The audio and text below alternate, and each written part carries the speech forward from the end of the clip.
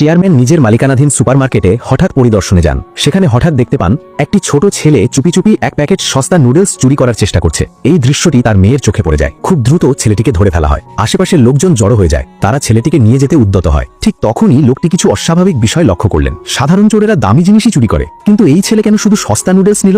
ধৈর্য ধরে জিজ্ঞাসা করার পর ছেলেটি অবশেষে সত্য কথা বলল। কাকা, দয়া করে ক্ষমা করবেন, আমি পশ্চিম শহরের অনাথ আশ্রম থেকে এসেছি। আমাদের কাছে টাকা নেই, অনেকদিন ধরে কিছু খাইনি। আমি তো না খেয়ে থাকতে পারি, কিন্তু আমার ছোট ভাই বোনেরা আর পারছে না। মেয়েটি তখন বলল, চোর তো চোরই, তাই তো এমন নীচ কাজ করে। লোকটি সঙ্গে সঙ্গে তাকে থামালো। মেয়ের আপত্তি উপেক্ষা করে তিনি নিজেই অনাথ আশ্রম দেখতে যাওয়ার সিদ্ধান্ত নিলেন। যখন তিনি সেখানে পৌঁছলেন, জীর্ণ শীর্ণ অবস্থা দেখে তার চোখে জল চলে এলো। কয়েকটি ছোট শিশু দুঃখী চোখে ছেলেটির ফিরে আসার অপেক্ষায় ছিল। এই দৃশ্য দেখে তার মনে গভীর দায়িত্ববোধ জেগে উঠল।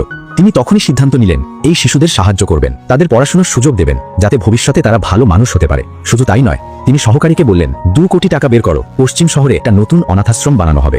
মেয়ে আবার বাধা দিল, আমাদের এত টাকা আছে, আর আপনি গরিবদের পেছনে নষ্ট করছেন কেন? আমাদের তো আরামেই থাকা উচিত। বাবা তাকে কঠোরভাবে ধমক দিলেন, আমি আজ যা হয়েছি সব এই শহরের মানুষের কারণেই। আজ তাদের জন্য কিছু করা আমার দায়িত্ব। কিন্তু তিনি ভাবতেও পারেননি এই সিদ্ধান্তই মেয়ের মনে তার প্রতি গভীর ঘৃণা তৈরি করবে। 20 বছর কেটে গেল। একদিন কোম্পানির হিসাব দেখতে গিয়ে তিনি দেখলেন সব টাকা উধাও। দোষী তার নিজের মেয়েই। তিনি রেগে গিয়ে জিজ্ঞাসা করলেন, তুই টাকা সরিয়েছিস কেন?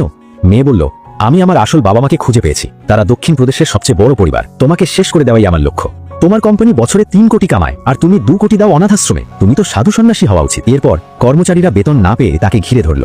কোম্পানি দেউলিয়া হয়ে গেল। পরিস্থিতি নিয়ন্ত্রণের বাইরে চলে গেল। তিনি বললেন, আমি কথা দিচ্ছি 3 দিনের মধ্যে সব টাকা দেব। কেউ বিশ্বাস করলো, কেউ করলো না। তারা বলল, 3 দিনের মধ্যে টাকা না পেলে তোমার অবস্থা খারাপ হবে।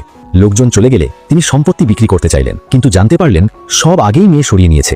তিনি হতাশ হয়ে পড়লেন। ঠিক তখনই